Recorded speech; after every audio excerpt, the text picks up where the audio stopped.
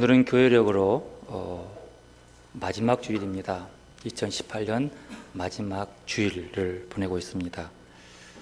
이날의 주일 이름을 왕이신 그리스도 주일 이렇게 제정했습니다. 이렇게 이 날을 대림절을 앞두고 이 마지막 날을 왕이신 그리스도 주일로 제정한 날은 1925년입니다. 그 이유는 세상의 잘못된 통치자들 때문에 이 날이 만들어졌습니다. 1925년 12월 11일 교황 피우스 11세 때 제정됐어요.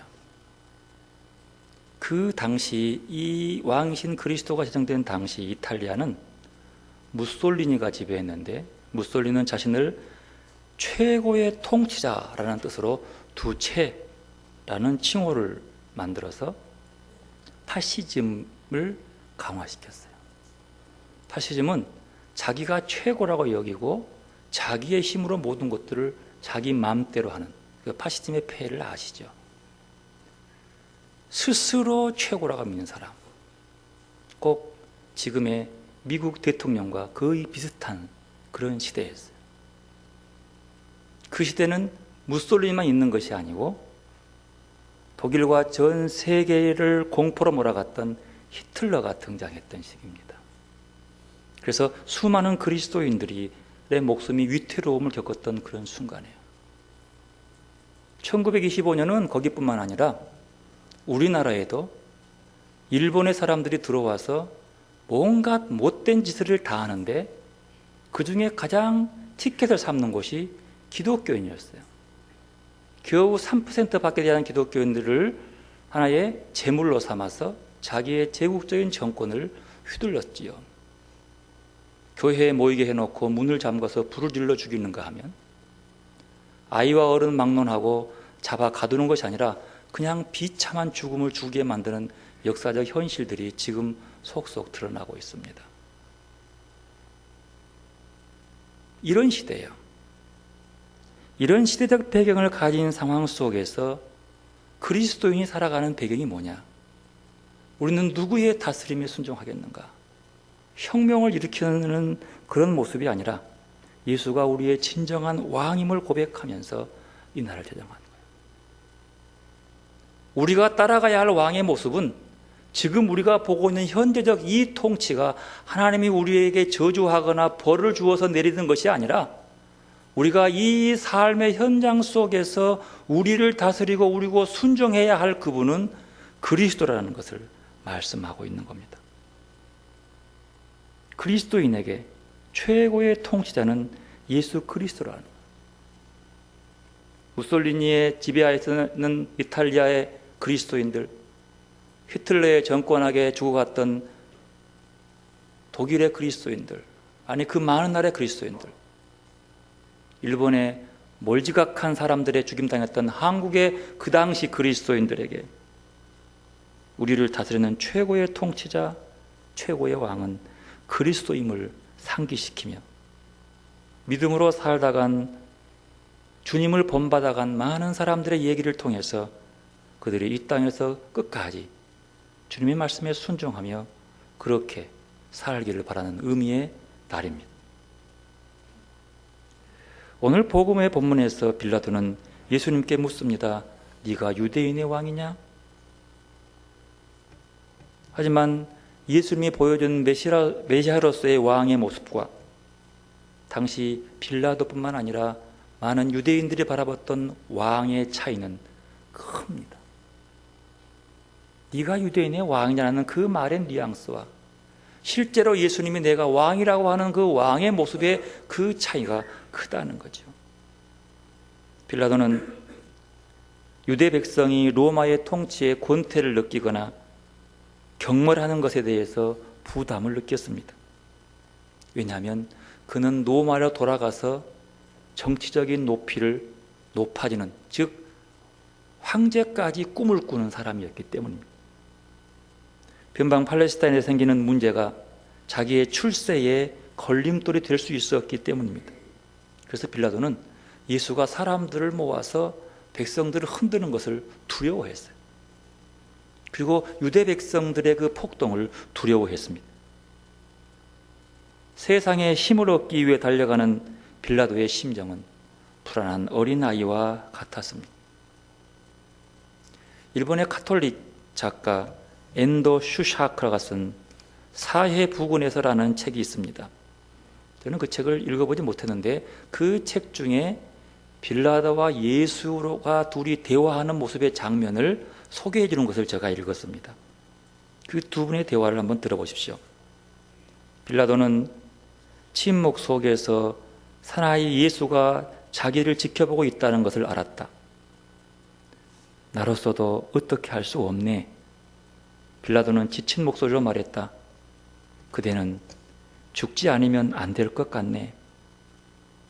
그런데 그대를 따라다니던 자들은 다 어디로 갔는가? 사나이 예수는 계속 빌라도를 바라보기만 했다. 민중이란 그런 거지. 그런데 왜 돌아왔나? 왜 나를 말려들게 하나? 나는 편한 마음으로 예루살렘에서 가이사라로 돌아가고 싶었는데. 예수가 말합니다. 나는 한 사람의 인생을 스쳐간다고 말했습니다. 그렇다면 내 인생도 스쳐갈 셈인가? 그렇습니다. 빌라도가 말합니다.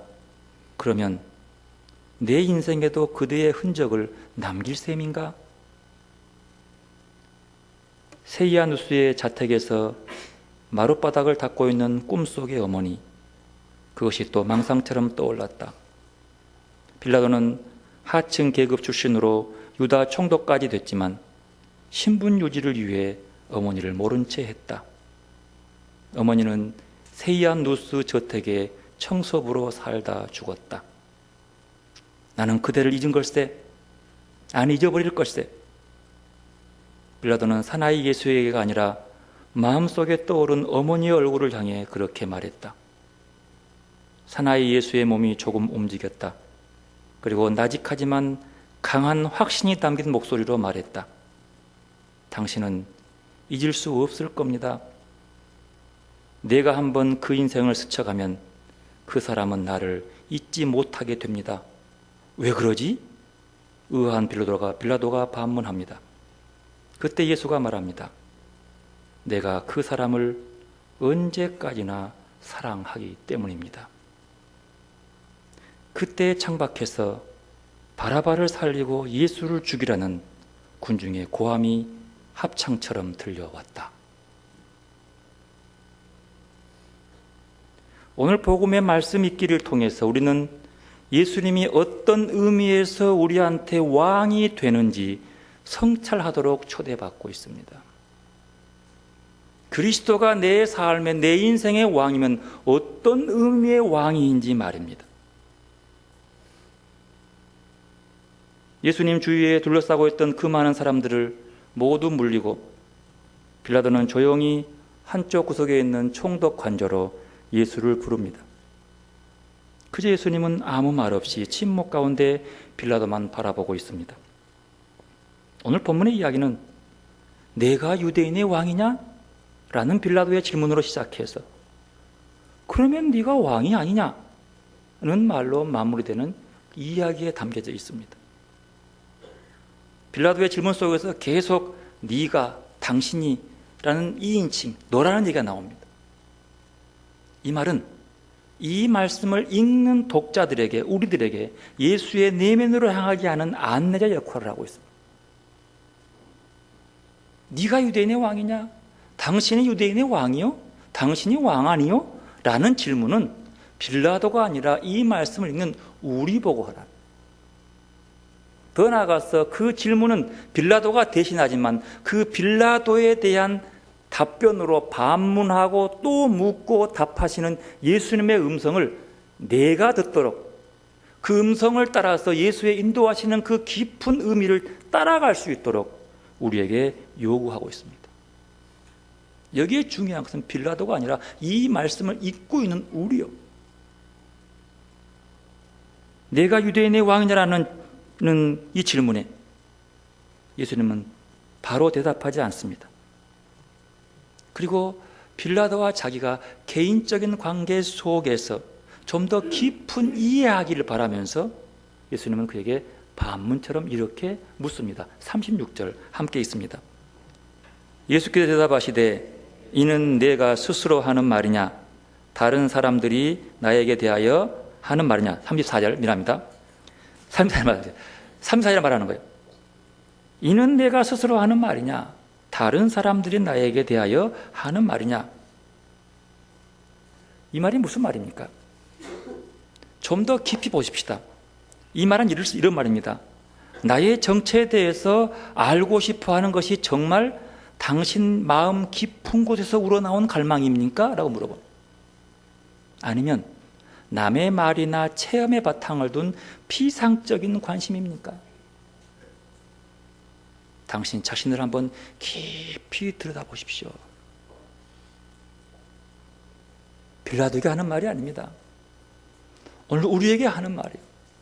그리스도가 나의 왕임을 고백하고 나를 통치하고 다스림을 고백하는 우리에게 묻는 말입니다. 정말로 너 개인적인 깊은 관심, 마음속에서 나를 알고자 하는 왕의 의미를 알고자 하는 물음이냐, 아니면 남들이 하는 얘기에 답을 좀 찾아보기 위해서 그저 그냥 관심 갖는 것뿐이냐는 겁니다. 이의 말에 대해서 빌라도는 솔직하게 말합니다. 나는 유대인이 아니지 않느냐? 그러면서 예수를 맞이하게 된 이유를 이렇게 설명합니다. 35절 함께 있습니다. 예수께서 빌라도가 대답하되 내가 유대인이냐? 내 나라 사람과 대제사장들이 너를 내게 넘겼으니 내가 무엇을 하였느냐? 빌라도 솔직히 얘기합니다. 내가 뭐 유대인이냐? 네에 대해서 알게? 이 말은 내가 너를 잡아온 게 아니고 내가 너를 알고 싶어 하는 게 아니고 네 민족에 있는 그 사람들과 대제사장들이 너를 나한테 넘겼다. 너를 죽여달라고 한 거야. 근데 한번 물어볼게. 네가 무슨 일을 했느냐? 여러분, 이 질문은 빌라도가 예수님께만 묻는 것이 아닙니다. 오늘 우리에게 묻고 있습니다. 네가 무슨 일을 했느냐? 오늘 네가 내 앞에서 재판받고 죽음에 왔다 갔다 하는 이 현장 속으로 잡혀온 이 순간 대체 네가 무엇을 일을 했느냐라고 묻습니다. 예수님이 무슨 일을 하셨습니까? 예수님이 무슨 일을 했냐는 거예요. 요한복음 전체를 읽어보면서 예수가 무슨 일을 했냐고 우리에게 이렇게 묻고 있는 겁니다.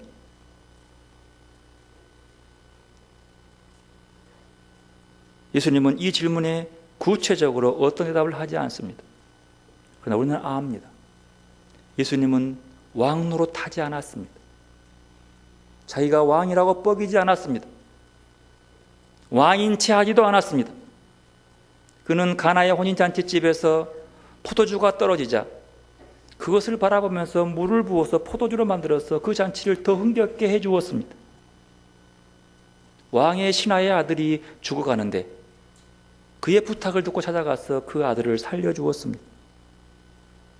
팔다리가 말라 비틀어져서 제대로 움직이지 못한 그 사람을 걷게 만들어 주었습니다. 수많은 사람들이 예수를 따라다니면서 배고프고 목말라는 그 광경을 지켜보고 보리빵 5개와 물고기 2마리로 그들을 먹여주셨습니다. 눈먼이를 다시 보게 해주고 죽은 사람을 살리기도 하고 그 예수님이 하시는 이 일을 통해서 세상 사람들이 생각하는 왕의 모습과 분명히 다르다는 사실을 알 수 있습니다. 왕으로서 가진 예수의 힘, 그 힘은 사람의 발을 씻어주며 섬기는 힘이었습니다. 그분은 양들을 위해 목숨을 바치는 임금이었습니다. 그분의 나라는 이 땅의 어떤 영토가 아니라 구획을 구워놓는 그 자리가 아니라 그분 자체였습니다. 무슨 일을 하였느냐? 내가 무슨 일을 했기에 네 민족으로부터 이런 고발을 정치적인 왕이라고 네가 고발당했느냐? 그 빌라도의 질문 앞에 예수님은 이렇게 답합니다. 36절 함께 있습니다. 예수께서 대답하시되 내 나라는 이 세상에 속한 것이 아니니라. 만일 내 나라가 이 세상에 속한 것이었더라면 내 종들이 싸워 나로 유대인들에게 넘겨지지 않게 하였으리라. 이제 내 나라는 여기에 속한 것이 아니니라. 메시 성경은 이렇게 번역했습니다. 예수께서 대답하셨다. 내 나라는 눈에 보이는 것들로 이루어지지 않는다.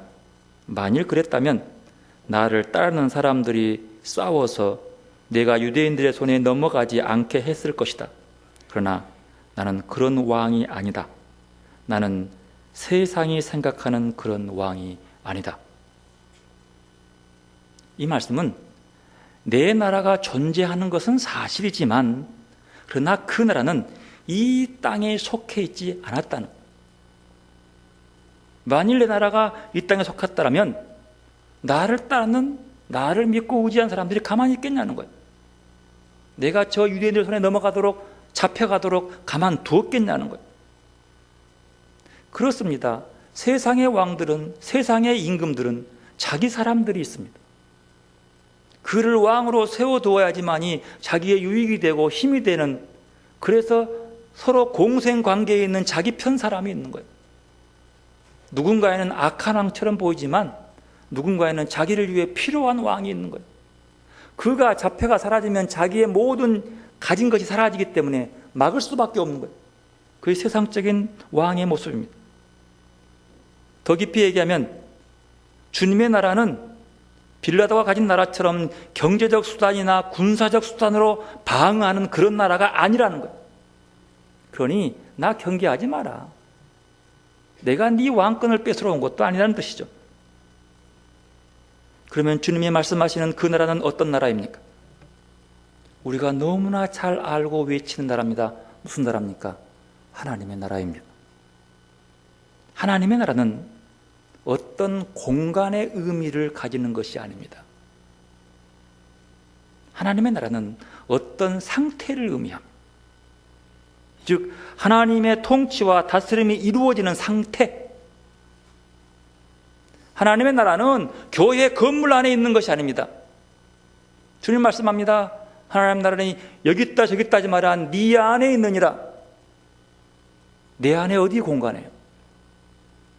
내 안에 주님의 나라가 임해서 내 상태가 하나님의 나라로 바꾸어지는 거예요. 내 한 사람의 하나님의 나라의 백성으로 변화되는 모습을 얘기하는 거예요. 그게 하나님 나라예요. 그들이 모이는 공동체가 교회인 거죠. 내가 하나님의 나라의 백성으로서 변화되지 못한다면 그들이 아무리 많이 모인다고 해서, 그들이 아무리 주의 이름을 부른다고 해서 구원 얻지 못합니다. 내 개인이 내 마음속에 하나님 나라로 채워지지 아니하면 아무리 큰 교회를 다니고 헌금을 아무리 많이 해도 그는 하나님의 백성이 아니라는 거예요. 내 나라가 이 세상에 속하지 않았다는 것은 이 세상과 아무 상관이 없다는 뜻이 아니라 이 세상과의 다른 상태로 통치한다는 거예요. 다른 모습이라는 거죠. 이 땅의 통치는 인간 중심의 권력에 의해서 만들어집니다. 이 권력을 만들어내는 실체는 돈과 세력과 무력이죠. 지금 예수님 앞에 앉아있는 빌라도가 바로 그런 세상 권력의 실체입니다. 그는 무력으로 남의 나라를 점령해서 마치 자기가 주인인 것처럼 그 나라 백성을 재판하고 있습니다. 이 세상은 힘의 논리에 의해서 통치가 이루어지는 곳입니다. 돈이면 안 되는 것이 없어요. 권력의 힘으로 돈을 좌지우지할 수 있어요. 일본이 이 나라를 돈으로 좌지우지하려고 했었어요. 그 힘으로 남의 나라 와서 빼앗아서 자기들의 법대로 자기 입맛대로 심판하고 벌 주었어요. 마치 지금이 한국을 지 맘대로 하는 것처럼, 자기 마음에 홀는 것처럼. 정말 신기하지 않습니까? 남북이 통일되기를 그렇게 바란다면, 그렇게 평화를 원한다면 둘이 잘하면 좀 지지해 주어야지. 그거 배가 아파서 딱 끊어버리고, 네 대통령이 이게 내 아니면 네가 왜 하려고 그러냐고. 너무 우리 대통령이 잘하니까 시기에서 끊어버린 거예요. 제 눈에는 그렇게 보여요. 이게 뭐예요? 권력과 돈인자의 횡포예요. 이것이 세상 권력인 거예요. 세상의 힘은 이런 거예요. 하나님의 나라를 얘기하면서 하나님 나라를 추구하면서 하나님의 나라라고 하면서도 교회도 돈이면 안 되는 것이 없는 교권들이 우리를 우울하게 만드는, 불법을 저지르고도 수백억에 모아놓은 비자금을 쓴 것인지 모르지만 또 수십억을 수백억을 들여서 어려운 교회 도와준다고 돈을 풀면서 환심을 사며 그 돈을 받네 맞네 교회를 싸움으로 몰아가는 현실의 이 교회의 모습 바라보면서 어떻게 하나님의 나라라고 할 수 있을까 생각을 해봅니다. 하나님의 나라의 통치는 이런 세상의 힘과 무력과 돈의 통치와는 전혀 다른 통치입니다. 우리에게 왕으로 오신 예수님은 이 땅에 태어나면서 마국간에 태어났습니다. 이 땅에 우리의 왕으로 사시는 그분은 가장 로마 제국의 가장 반대의 모습이 사람만 죽는 십자가에 달려 죽으셨습니다. 왕이 세상에 내려와서 고난당하고 죽임으로 세상에 평화를 준 왕입니다. 그리고 그 나라의 백성도 각자 자기 십자가를 지고 겸손히 왕을 따라 희생하는 나라가 바로 우리의 왕이신 주님의 나라의 백성들이 구할 것들. 그 나라는 잔치에 초대를 받을 때에도 윗자리는 고사하고 겸손히 낮은 자리를 찾아가는 나라이고, 아침부터 일한 사람이나 해가 넘어가는 시간에 겨우 1시간 일한 사람이 똑같이 한 데나리온을 받는 그런 나라가 우리 왕이 다스리는 나라예요. 사실 기독교 역사에서 보면 많은 그리스도인들이 이런 나라를 좋아하지 않았습니다. 세상의 질서와 똑같은 힘의 질서를 만들어냈고 세상 정치와 똑같은 종교 권력을 탐해왔습니다. 이들은 주님의 머리에 쓰인 가시관이 늘 불편해서 그 머리에 가시관을 벗겨버리고 금관의 면류관을 씌운 사람들. 예수님이 금으로 만든 왕관 쓰신 적 보셨습니까? 그러나 교권은 자기의 교권을 위해서, 자기의 욕구를 채우기 위한 명분을 위해서 예수의 머리에 금으로 바꿔버립니다. 그때부터 교회는 화려해지기 시작했고 그 화려함을 자랑하기 시작했고 귀족들을 위한, 돈 많은 사람들을 위한 교회로 탈바꿈해버려요. 교회가 지향하는 것이 세상과 똑같다면 사람들은 교회에 와서 금을 찾습니다. 교회가 보는 것이 세상 사람과 똑같으면 사람들은 교회에 와서 돈을 구합니다. 그러나 주님은 우리에게 이렇게 말씀합니다. 내 나라는 이 세상에 속한 것이 아니니라. 나는 세상이 생각하는 그런 왕이 아니다. 이렇게 말씀하십니다. 이 말씀은 내 나라는 인간의 지혜가 아닌 하나님의 지혜로 이루어지는 나라이고 내 나라는 지배가 아닌 섬김으로 세워져 가는 나라이고 내 나라는 총칼이 아닌 십자가로 다스리는 나라이며 올바른 것이 강한 것을 이기는 나라이고 내 나라는 땅의 가치가 아닌 하늘의 가치로 채워져 가는 나라라고 말씀하고 있는 것입니다.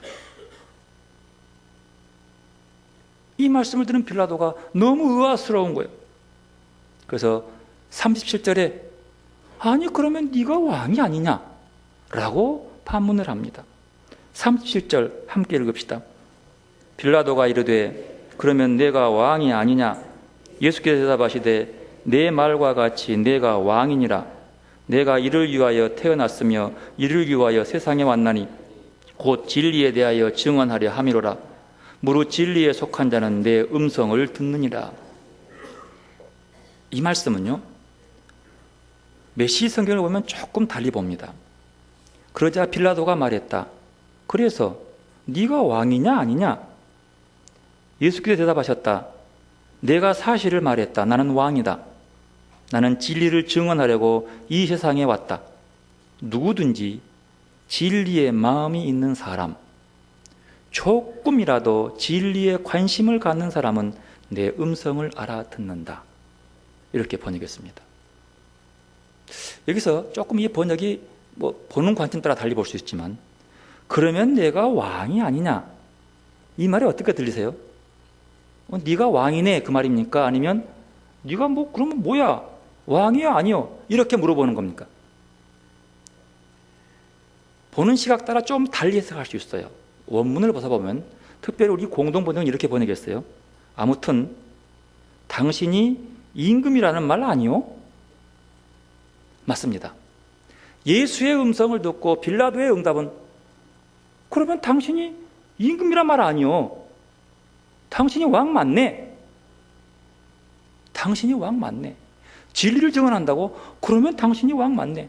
진리에 대한 얘기 속에서 온갖 오물투성이의 정치 권력을 바라봤던 빌라도는 이것이 아니라면 그러면 내가 볼 때는 당신이 진짜 그쪽으로 왕 맞네 라고 동의하는 거예요. 더 나아가서 자세히 보면 33절에 빌라도가 예수님에게 네가 유대인의 왕이냐라고 얘기했어요. 그런데 30절에 그러면 네가 왕이 아니냐? 뭔 차이가 있어요? 뭔 차이가 있어요? 큰 차이가 있습니다. 33절은 유대라고 하는 그 나라에 국한된 왕으로 본 거예요. 그런데 진리의 말씀을 딱 듣고 난 다음에 유대를 빼버려요. 그냥 왕이냐라고 하는 거예요. 이건 그냥 온 게 아닙니다. 굉장히 중요한 의미를 갖고 있어요. 예수는 그 당시 바리새인들, 대제사장들, 빌라도가 바라봤던 유대인의 왕의 모습이 아니고 진리의 말씀으로 모든 나라의 모든 사람의 왕이라는 의미의 고백입니다. 로마 제국의 왕권을 대신하는 빌라도 자신도 자신의 왕의 모습을 얘기하는 것과 같은 의미예요. 지금 빌라도의 신앙 고백보다도 이 말씀을 읽는 우리들의 문제예요. 예수 그리스도는 맞습니다.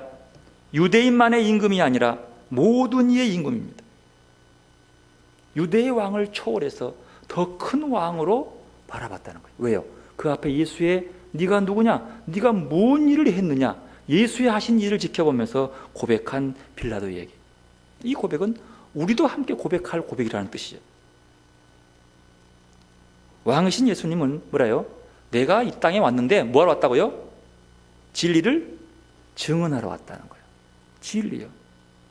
여러분 여기서 먼저 증언이라고 하는 말은요, 헬라 말에 의하면 순교라 같은 뜻입니다. 즉 헬라 말 마르토 이렇게 말하는데 마르투어 이렇게 말하는데 이 말은 순교하다, 증언하다 그 뜻이에요. 증언하다 말이 맞아요. 증언이라는 말이 순교와 같은 거예요. 순교는 죽음만을 의미하지 않습니다. 예수를 증언하는 것이 순교라고 보는 거예요. 삶으로, 피로, 자신이 가진 모든 것으로 자신이 믿는 진리를 확신하는 것, 그것이 순교라고 합니다. 예수님이 증언하는 진리는 하나님의 말씀이었어요. 그리고 그 말씀 때문에 그분은 생명을 내줍니다. 따라서 예수님이 통치하는 왕권은 지배의 모습이 아니라 순교하는 왕의 모습이에요. 그리스도의 나라는 인간이 인간을 지배하는 온갖 통치를 비판합니다. 그래서 주님 말씀하죠. 나는 섬기러 온 것이 아니라, 섬김 받으러 온 것이 아니라 오히려 섬기러 왔다. 예수님에 대한 진리에 대한 증언함이라는 듣고 진리에 속한 자는 다 내 음성을 듣는다는 말을 듣고 도대체 그 진리의 깊이를 알고 싶은 빌라도가 이렇게 묻습니다. 38절. 진리가 무엇이냐? 네가 말하는 진리가 무엇냐라고 묻습니다. 여러분 물어보십시다. 예수님이 증언하는 진리가 무엇입니까? 예수님이 살아내신 진리의 삶으로서 왕의 모습은 어떤 모습입니까? 요한복음 8장에 의하면 가늠하다 잡힌 여인의 이야기가 1절부터 9절까지 나옵니다. 유대인들은 율법의 이름을 들어서 이 여인을 돌로 치려고 예수님께 데려왔습니다. 율법에 의하면 당연히 돌로 쳐 죽이는 것이 맞습니다. 예수님은 그들과의 대화 속에서 죽을 수밖에 없는 그 여인을 살려내십니다. 그리고 하나님께서 그런 하는 말씀이 예수님은 사람을 살리는 것이 하나님께서 들은 진리라고 말합니다. 40절이요. 그리고 8장 34절, 32절에 보면 진리가 너희를 자유케 하려 얘기하는 거예요. 진리는 뭐냐면 우리를 자유케 하는 거예요. 그러면 율법의 말씀은 하나님의 말씀인데 이게 진리요 진리 아니요? 그것도 진리요. 그런데 율법의 말씀에 의해서 돌로 쳐 죽이러 온 사람을 안 죽이고 살려내요. 그러면서 진리가 너희를 자유케 하리라.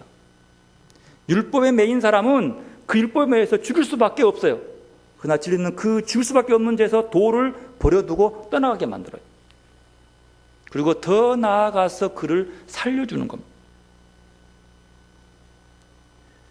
예수님이 증언하신 진리는 바로 그겁니다. 사람을 용서하고 살리는 것입니다. 권력으로 사람을 심판하고 짓밟는 일과 미움으로 사람을 버리고 죽이는 일은 하나님의 일이 아닙니다. 인간 안에 자리 잡은 동물적인 본능과 미움의 지배를 받는 것, 그것밖에 아니죠. 예수님이 증언하신 진리는, 순교하면서 알려주신 진리는 용서하고 살리는 일이었습니다. 용서하고 살리는 것이 하나님의 일을 실천하는 참으로 인간다운 자유의 모습인 거예요. 그래서 그 진리가 너희를 자유케 한다. 예수를 메시아로 혹은 왕으로 고백하는 신앙인은 예수님이 증언하는 진리를 실천하며 사는 사람입니다. 예수님 안에서 하나님의 생명을 읽어내는 사람이 그리스도인들입니다. 따라서 하나님의 생명이 하는 일이 우리를 위한 진리임을 알아야 합니다. 하나님은 용서하고 살리십니다. 이 부분은 우리가 배워서 실천해야 할 진리입니다. 주님 말씀합니다. 내 나라는 이 세상에 속한 것이 아닙니다. 예수님은 용서하고 살리는 자유를 실천하는 신앙인이 따라야 하는 왕이십니다. 우리가 사람 볼 때에 참 괜찮은 사람이라고, 믿을 만한 사람이라고 아무리 그렇게 말한다 할지라도 그 괜찮은 사람이 예수로 말미암아 발생한 진리와는 아무 상관이 없는 사람이라면 그는 그리스도인이 아닙니다. 아무리 교회에 열심히 나와도, 아무리 그 정도면 괜찮지라고 해도 괜찮은 사람은 세상에도 많습니다.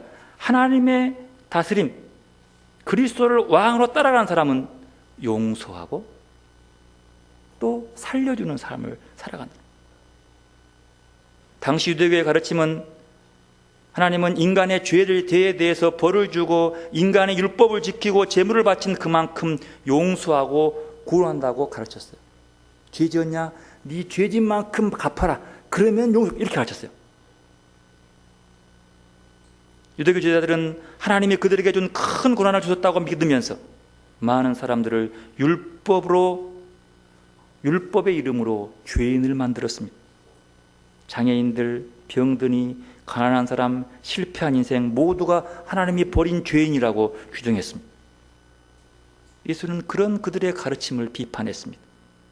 왜냐하면 하나님은 용서하고 살리시는 자비로우신 분이시기 때문입니다. 예수님은 하나님의 진리를 실천하신 분입니다. 우리의 왕이신 그리스도는 종으로 우리를 섬기는 삶을 사신 사랑의 왕이셨습니다. 주님은 자신의 왕국이 이 땅의 가치를 뛰어넘는 천상적인 것이라고 말씀하십니다. 하나님의 나라라고, 하늘나라라고 말입니다. 주님이 보여주신 메시아의 모습은 그래서 겸손한 왕입니다. 왕이지만 종으로 살아가신 메시아의 모습, 세상이 말하는 왕과 너무 다르다는 사실입니다. 오늘날 교회들이 사랑보다는 빌라도처럼 권력이나 힘에 치우치는 것이 아닌지 돌아봐야 합니다. 하나님을 사랑하는 것보다 하나님이 되는 게 더 쉽다고 생각하는 것은 아닌지, 사람을 사랑하는 것보다 지배하기가 훨씬 더 쉽기 때문에 그런지 모르겠습니다. 강도 만난 사람이 길가에 쓰러져 있었습니다. 천주교 신부가 그 사람을 지나가 보면서 어이구, 큰일 났구나, 내가 여기서 좀 있다가는 나도 강도 만나겠네 하고 멀리 떠나갔습니다. 그 뒤로 목사 한 사람이 지나갔습니다. 아이고, 안 됐다, 혀를 차면서 아이고, 어쩌다 저런 일 당했나, 이거 어떡하지, 내가 시간이 없는데, 아이고 안 되겠네. 고통스러워 신음소리를 내고 있는 사람 곁을 미안하다고 그 길을 지나갑니다. 그 길을 마침 스님 한 분이 지나갑니다. 아이고, 이게 뭔 일이야, 사람이 다쳤네. 뛰어가서 상처를 어루만져주고 피를 지혈시키더니 119 전화해서 119를 불러서 결국 그 사람의 생명을 구해냈습니다. 이 셋 중에 예수님은 누구를 선한 사람이라고 하실까요?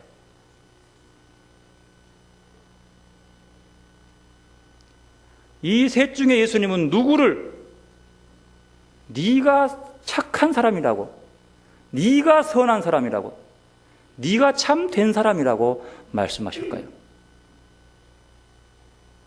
세 번째 사람입니다. 스님이요. 이렇게 말하면 이렇게 반문할 수 있습니다. 그러면 스님이 구원 얻는다고?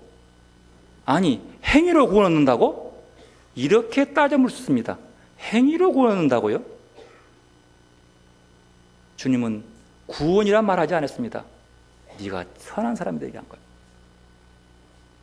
바꾸어 말할까요?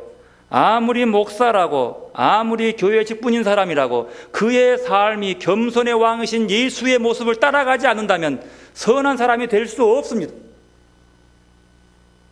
더 나갈까요? 그런 선을 베풀지 아니한다면, 용서와 살림으로 사람을 세워주는 사람이 아니라면 그가 정말로 구원받았는지는 죽어봐야 합니다.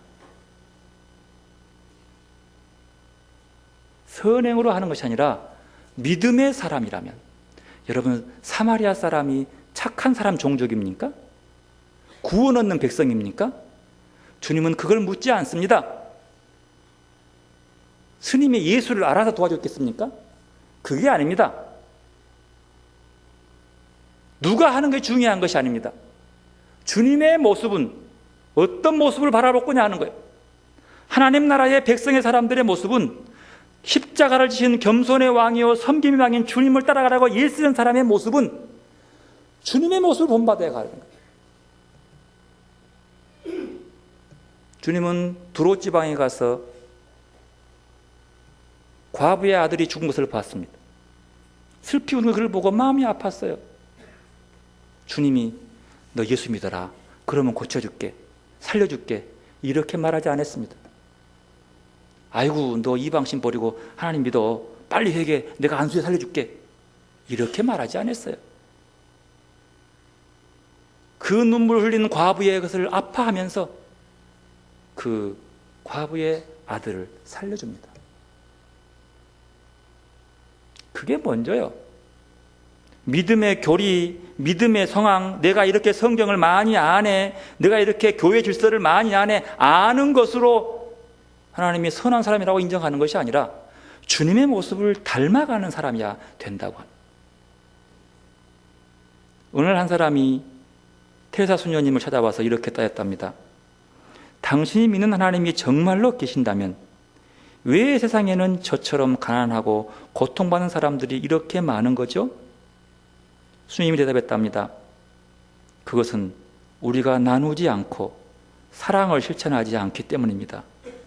그가 또 물었습니다. 그렇다면 누구도 가난한 이 없이 모두가 행복한 세상을 어떻게 만들 수 있지요? 수녀는 이렇게 대답했습니다. 당신을 포함해 우리 모두가 서로 조금씩 나누면 됩니다. 생전에 테레사 수녀님이 자신의 명함이라며 사람들에게 나눠준 조그마한 카드에 이렇게 적혀 있었다고 합니다. 침묵의 열매는 기도입니다. 기도의 열매는 믿음입니다. 믿음의 열매는 사랑이고 사랑의 열매는 봉사입니다. 그리고 봉사의 열매는 평화입니다. 그리스도의 왕직, 왕의 직분은 한마디로 사랑의 봉사직입니다. 따라서 그리스도의 왕직은 끊임없이 베풀고 나누는 봉사하는 사랑의 진리를 이 세상에서 실천하는 것입니다. 실제로 예수님도 그러한 삶을 사셨고 제자들에게 그렇게 살라고 가르치셨습니다. 최후의 만찬에서 제자들의 발을 씻기신 주님의 모습을 보면 우리는 알 수 있습니다. 그리고 우리가 예수를 진실로 왕으로 섬긴다면 우리는 주님께서 몸소 보여주신 섬김과 사랑을 실천해야 합니다. 우리 가운데 가장 가난하고 소외받는 이를 사랑하는 것이야말로 주님의 제자라면 마땅히 해야 할 일이기 때문입니다. 하나님 나라의 통치 이념은 그래서 사랑과 정의입니다. 인자와 공의, 구약 성경부터 나오는 얘기. 그 사랑도 십자가를 지신 사랑의 모습. 그러므로 십자가를 바라보며 우리를 다스리는 겸손의 왕, 섬김의 왕이신 그리스도를 모시고 그 왕에게 순종하며 그 임금이신 그리스도의 길을 따라가는 거룩한 성도들의 길을 축복합니다. 우리 모두 왕이신 그리스도 주일에 우리의 왕을 그리스도의 십자가를 지신 그리스도를 따라가는 거룩한 그리스도를 따라가는 주의 백성들이 되시기를 바라겠습니다.